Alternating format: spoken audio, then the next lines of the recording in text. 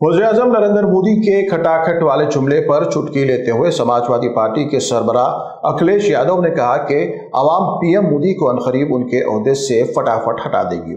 खटाखट के जवाब में अखिलेश यादव ने फटाफट कहकर बीजेपी को ये पैगाम दिया है कि अब मुल्क से भारतीय जनता पार्टी के इख्तिदार की घड़ियां खत्म होने जा रही है और लोग उन्हें बहुत जल्द सरकार से बेदखल करने वाले हैं। रायबरेली में इंडिया अलायंस की इंतखाबी रैली से खिताब करते हुए वज़ीर-ए-आज़म को शदीद तनकीद का निशाना बनाया। मिस्टर यादव का कहना है कि पीएम मोदी कह रहे हैं कि वो बैरून मुल्क जाते हैं, लेकिन लोग ये बखूबी जान चुके हैं कि मिस्टर मोदी एक के बाद एक अपने दोस्तों को मुल्क से रवाना कर चुके हैं। अब उनके खास दोस्त भी एक के बाद एक खटाखट बैरून मुल्क मुंतकिल हो जाएंगे। और ये जनता कह रही है इनसे,